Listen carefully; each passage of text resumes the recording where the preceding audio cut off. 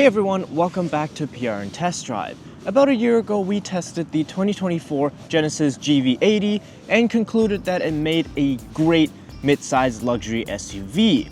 We also teased a little bit about the, at the time, upcoming refresh model, which is what we have today here. This is the 2025 refreshed Genesis GV80 Prestige. As spec'd, it comes in at about 98,000 Canadian dollars, which includes a trailer hitch, optional trailer hitch, as well as, of course, complimentary free maintenance for the next 5 years of ownership, or 100,000 kilometers. All right, let's get right into it, go over what's new, what's changed, and see whether if this is still the ultimate luxury underdog. Starting at the front, you get new LED headlights, new front bumper design, and a new double-line crest grille, which features a more rounded and less angular outline. Although Genesis didn't make any major changes to the exterior, I feel like these small little updates make a huge impact on elevating the overall looks. In my opinion, this is an absolutely stunning SUV. Moving over to the side, the main thing you'll notice are these new 22-inch rims. They look sleeker, they look more modern, but let me know down in the comments below which one you prefer, these new ones or the ones from the pre-refresh model.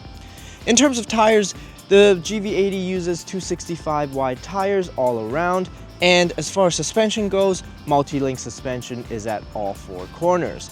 This model also gets adaptive dampers with roll preview.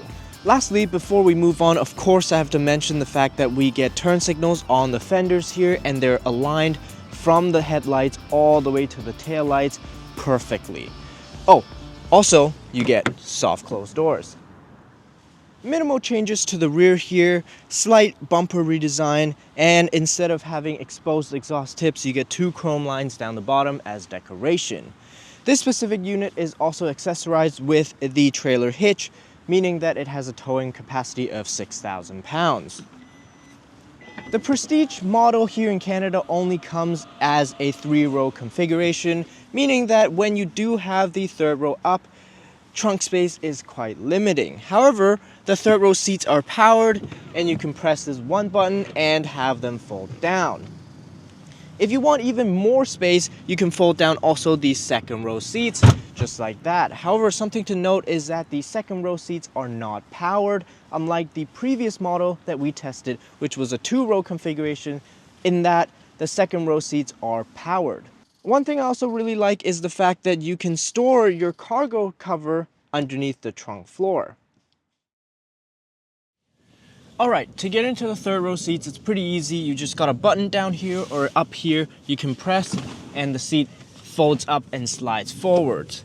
Getting in is a little bit tricky just because the opening is not that big. And once I'm situated here, the space is very limiting for sure. I cannot sit up straight, my head would hit the ceiling. And if I slide backwards, I don't have enough space for my legs. I really have to ask the passenger in front to give me a little bit more room and slide the seats a little bit forward. However, with that said, amenities back here is quite nice. You get your 4th zone climate control here that you can adjust your temperature and fan speed. You also get buttons here to make your seats even straighter if you want. And you get a little cubby as well as some cup holders back here, as well as a little tweeter here from the Bang & Olufsen system, which is also very nice. One thing, however, that I don't really like is the fact that the seat patterns on the 3rd row is different to the ones in the 2nd row and the 1st row. Really wish they would make the diamond quilted pattern back here as well. Jumping into the 2nd row, it's a completely different story. You've got tons of leg room, tons of headroom, and tons of recline adjustments. For reference, I'm 5'9". You also feel extremely luxurious and prestigious in here. You've got climate control, heated and ventilated seats for the 2nd row outer seats, as well as power window sunshades, vanity mirror, dual sunroofs, as well as a suede headliner. One thing I really also like is that in the center console here, you get a nice little storage box and has a button and it opens up slowly. Oh, it just feels so premium. I really like it. As far as the front seats go, this is where Genesis made the biggest changes. You get a huge 27-inch OLED display as your instrument cluster and your infotainment screen. The screen itself looks beautiful, the color is vibrant, the bezel is also slim, and it just really feels prestigious and luxurious because it's one big screen, there's no border in the middle. However, in practice, it's more of a gimmick than anything because you don't get a lot of additional functionality aside from having a wider viewing map and displaying an analog clock in the center. What they added, however, is a new feature called the Mood Curator. What it essentially does is allow for synchronization between the massage seats, ambient lighting, music, and the fragrance to create a mood based on the preset themes. Very similar to the Mercedes energizing comfort feature. Really, really cool. Genesis also says that support for wireless Android Auto and wireless Apple CarPlay will be coming via an over-the-air update in the future. The next thing that's new is the steering wheel. Genesis has gone back to a 3-spoke design instead of the 2-spoke from the pre-facelift model, which I found to be more special. With that said though, this new steering wheel still looks really, really good. I really like the two-tone. One thing I don't really like, however, is the little touchpad in the center here. I just don't think it's as intuitive as I would like it to be. When it comes to amenities, you get Napa leather seats, of course. They're both heated, ventilated, and has massage functions. You also get heated steering wheel as well as a heated center armrest, which is new for this year. What's also new for this year is a set of Bang & Olufsen sound system, which is changed to from a Lexicon system. And then you also get things like heads-up display, digital rear-view mirror, ambient lighting, so on and so forth. Just know that this is fully loaded. However, if I had to nitpick, there are a couple things that I don't really like. First of all, only the driver gets the 16-way massaging seats. The passenger loses out on the massage function, the adjustable side bolster, and the leg extension. Also, the second row seats are not powered at all. It'd be nice if Genesis can put in the same 16-way massaging seats to the passenger here, and if they could bring the second row power seats to the 3-row configuration GV80, that would be even better. The next thing I want to mention are these wood trim pieces. I get that Genesis is trying to do something different here, but I don't really like them. I just don't think they fit that well with the interior color scheme. Don't get me wrong, I love this brown and green interior. I just wish that Genesis would allow us to choose the wood trim pieces separate to the interior color scheme. Alright, now that we're on the road, I have my massage seats going, I have the heated steering wheel and heated seats also on. It is a very nice place to be in. The interior just looks so beautiful. But let's talk about the powertrain. The GV80 comes with 2 engine options, a 2.5-liter inline 4-cylinder turbocharged engine and a 3.5-liter twin turbocharged V6 engine. The inline 4 produces 300 horsepower and 311 pound-feet of torque, and the V6 produces 375 horsepower and 391 pound-feet of torque. Power is delivered through an 8-speed automatic transmission to all 4 wheels for both engines. Something to bear in mind is that the GV80 uses a traditional engine layout, meaning that it's a rear-wheel drive based all-wheel drive system. The Prestige trim I have here also gets an additional electronic limited slip differential in the back. If you want even more power than what you get in this V6 twin turbocharged engine, you can opt for the GV80 Coupe. That one adds an electric supercharger to the engine, producing over 400 horsepower. Alright, now how does this V6 feel?